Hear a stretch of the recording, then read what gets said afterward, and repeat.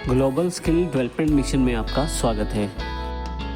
हो गई है या लैन चिप कार्य नहीं कर पा रही है, तो ऐसी सिचुएशन में आप एक्सटर्नल कार्ड्स को लगा के आप उन सुविधाओं का लाभ उठा सकते हैं। अर्थात साउंड कार्ड लगा के साउंड की आउटपुट यहां से प्राप्त कर सकते हैं। इसी तरह से लैन कार्ड लगा के इंटरनेट का प्रयोग कर सकते हैं या लोकल एरिया नेटवर्क से आप जुड़ सकते हैं।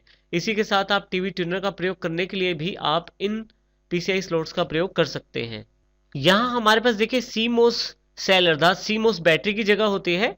यहाँ एक छोटा सा लॉक है, आप इसको दबा के इस बैटरी को बाहर निकाल सकते हैं और दोबारा आप यहीं से इस बैटरी को इंसर्ट भी कर सकते हैं। यदि आपके कंप्यूटर में डेट टाइम सही नहीं दिखाया जाता, बार बार आप ठीक करते हैं, वो बार बार खराब हो जाता है, तो इस केस में आप सीमोस बैटरी को बदल सकते हैं। मदरबोर्ड के ऊपर की तरफ यहाँ पे हमारे पास सीपीयू को सप्लाई देने के लिए 12 वोल्ट कनेक्टर की जगह रहती है। एसएमपीएस के द्वारा जो एक छोटा कनेक्टर 12 वोल्ट वाला लॉक वाला कनेक्टर यहाँ फिट किया जाता है। अब देखिए यहाँ पे लॉक सेट करने के लिए जगह बनी हुई है। जब आप फिट करते हैं तो लॉक यहाँ एडजस्ट हो जाता है। यहाँ देखिए हमारे पास कैबिनेट में लगा हुआ फ्रंट ऑडियो कनेक्टर जो होता है उसको हम यहाँ इंसर्ट करते हैं। देखिए इस कनेक्टर को लगाने के लिए आप इन पिनों का प्रयोग कर सकते हैं। ऑडियो कनेक्टर यही लगेगा, इसकी पहचान इस पिन से होती है। देखिए यहाँ फर्स्ट रो में जो सेकंड लास्ट पिन है वो यहाँ से गायब है। बिल्कुल इसी तरह से जो आपका ऑडियो कनेक्टर होता है जो आपकी कैबिनेट के साथ जुड़ा है उसमें भी ये सेकंड लास्ट पिन गायब होती है। तो आप यहाँ पे उस कनेक्टर को फिट कर सकते हैं। देखिए नीचे की तरफ यहाँ पे दो यूएसबी कनेक्टर्स दिए गए हैं।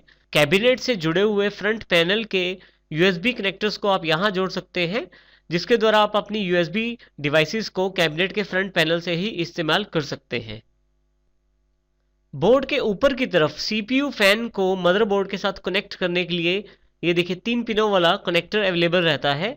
ये कुछ मदरबोर्ड में 2 कनेक्टर रहते हैं, कुछ में एक कनेक्टर अवेलेबल रहता है। यहाँ हमारे पास एक कनेक्टर यहाँ अवेलेबल है, दूसरा बोर्ड के ऊपर वाली तरफ, और यहाँ इसके साथ हम सीपीयू फैन को जोड़ सकते हैं, जिससे सीपीयू फैन वर्किंग करने लग जाता है।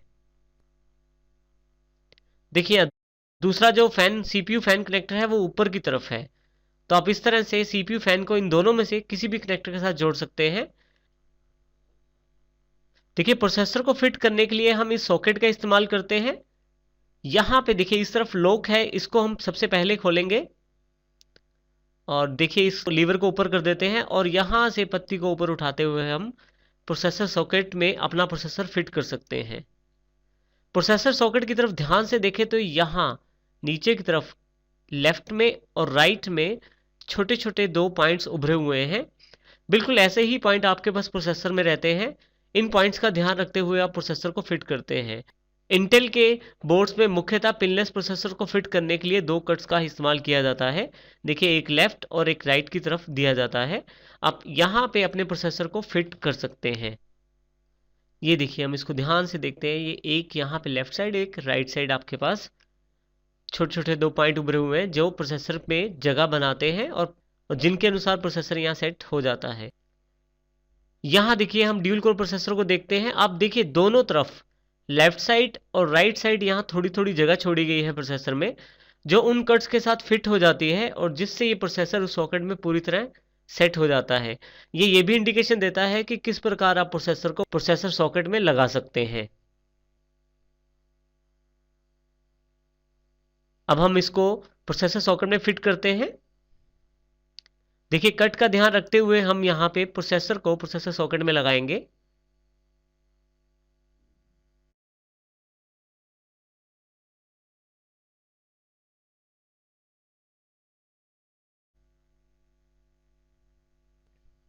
प्रोसेसर को फिट करने के पश्चात आप इसे लॉक करेंगे। लीवर दबाते हुए नीचे लेके आएं और लॉक में यहाँ पे इसे सेट कर दें। आपका प्रोसेसर जो है मदरबोर्ड में फिट हो गया है।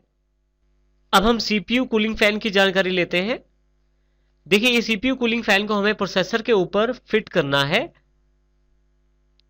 इसको हम यहाँ ध्यान से देखते हैं। ये देखिए इसको फिट करने के लिए आपके पास यहाँ लॉक अवेलेबल रहते हैं। इन लॉक्स का इस्तेमाल करते हुए आप इस फैन को मदरबोर्ड में फिट कर सकते हैं और ये फिटिंग प्रॉपर होनी चाहिए। अन्यथा यदि ये फिटिंग प्रॉपर नहीं होती है या आपका फैन प्रॉपरली फिट नहीं हो पाता है तो आपका कंप्यूटर रीस्टार्ट कर सकता है प्रोसेसर गर्म होने के साथ ही। इससे आपका कंप्यूटर प्रॉपरली परफॉर्म भी नहीं करेगा और बार बार रीस्टार्ट भी होगा।